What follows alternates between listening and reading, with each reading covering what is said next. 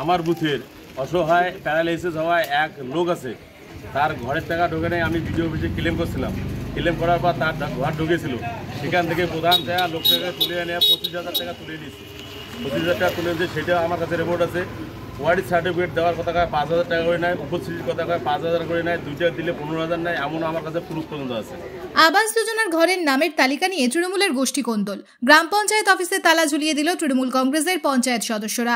ঘটনাটি ঘটেছে দিনহাটা 1 নম্বর ব্লকের গীতালদহ 1 নম্বর গ্রাম পঞ্চায়েতে। অভিযোগ, গ্রাম পঞ্চায়েত প্রধান এবং তৃণমূলের অঞ্চল সভাপতি মিলে মাত্র 4টি বুথের বাসিন্দাদের নাম আবাসের তালিকায় অন্তর্ভুক্ত করেছে। অপরদিকে সেই তালিকা থেকে বঞ্চিত হয়েছে আরও 11টি বুথের বাসিন্দারা।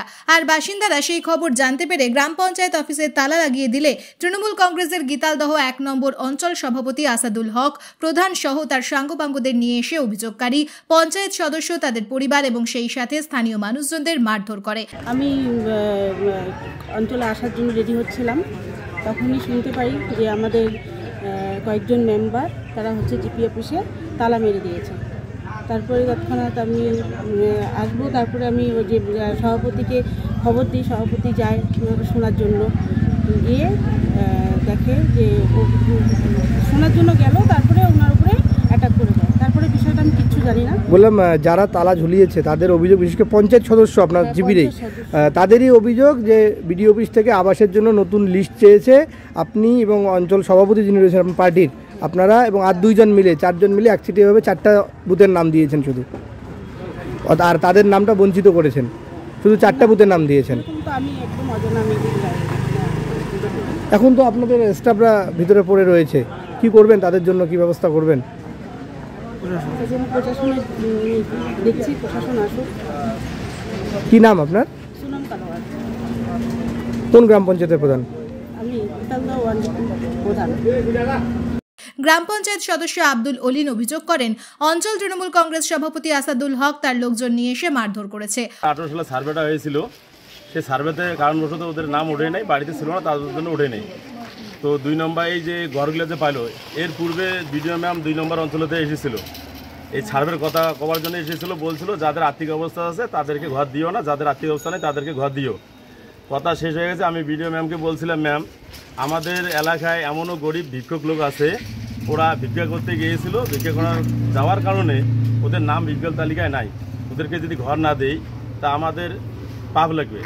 তো ম্যাম আমাকে বলছিল, সবাই ওখানে ছিল, 1 নম্বর 2 নম্বর অঞ্চল সবাই লোক ছিল, সবাইকে বলেছিল যে আমাদেরকে একটা টাইম দাও, এখানে তো আর কিছু করা যাবে না, জানুয়ারি মাসে একটা সার্ভে হতে পারে। আজকে কি হয়েছে সেটা বলুন। আজকে ওই সার্ভের কারণে 15 তারিখ বিডিও অফিস থেকে অর্ডার হয়েছিল, যাদের যাদের নাম বিপিএল তালিকায় নাই গরিব লোকের, সেই লোকগুলোর নাম তোলা হোক, আমাদেরকে পঞ্চায়েত প্রধান যে আছে সুনাম কালোয়ার, ওনার হাজব্যান্ড বা অফিস স্টাফ কাউ আমাদেরকে খবর দেয়নি। ওরা 4টা পঞ্চায়েত মিলিয়ে কাগজ রেডি করে বিডিও অফিসে পাঠিয়ে দিয়েছে। আমরা ওগুলো শুনবার পায় আমরা অঞ্চল অফিসে আসছি, আসে আমার কাগজ চলবে না।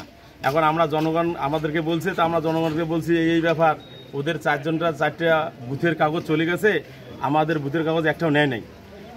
ওরা এখন কাগজ ধরে অঞ্চল অফিসে আসছে। তাদের 4টা কাগজ গেছে 1 নম্বরে গেছে প্রধানের বুথের, 2 নম্বরে গেছে আসাদুল সভাপতির বুথের, 3 নম্বরে গেছে তোমার বক্তারের বুথের, 4 নম্বরে গেছে ঘুঘুমারি।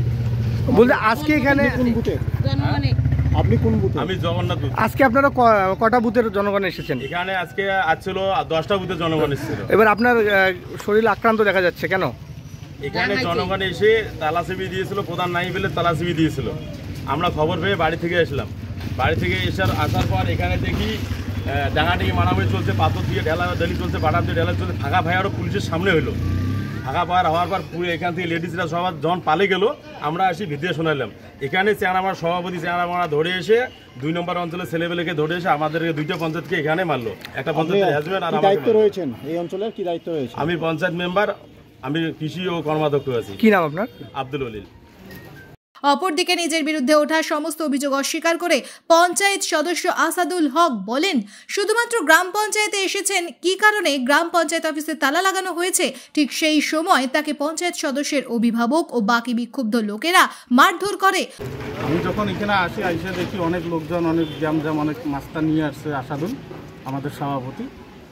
তো ওকে বললাম যে কি ভাই, কি ব্যাপার, কি হয়েছে এখানে? তোকে কে দালালি করতে বললো, কে দালালি করতে বললো, তুই কে? আরে আমার ওয়াইফ পঞ্চায়েত, আমি ওই অঞ্চলে আসবো না, এটা কোনো কথা? বাস ও ধরে ধরে আমার কলার ধরলো, ধরার পর ও ভাই এসে পিছন থেকে আমার মুখে মারলো, মারার পরে আমার মুখ টুক ফাইটে যায়, আমি পড়ে যাই। বললাম গীতালদা 1 নং গ্রাম পঞ্চায়েতে মোট কতজন পঞ্চায়েত রয়েছেন?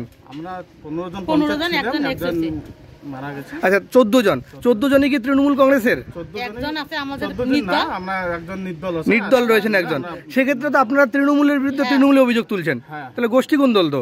না সেটা আমি বলতে পারবো না, গোষ্ঠী গন্ডল না কি গন্ডল এটা আমি বলতে পারবো না। আমাদের সভাপতি আমাদের উপরে মানে তৃণমূল কংগ্রেসের সভাপতি তৃণমূল কংগ্রেসের পঞ্চায়েতের অভিভাবকের উপর আক্রমণ। আপনার নাম? আমার নাম আসাদুল হক। অভিযোগকারীদের আরও অভিযোগ, পুলিশের সামনেই তাদেরকে মারধর করেছিল অঞ্চল তৃণমূল কংগ্রেস সভাপতি ও তার লোকেরা, কিন্তু পুলিশ নিষ্ক্রিয় হয়ে বসেছিল। Bureau news, ABN 24/7 Dinhata.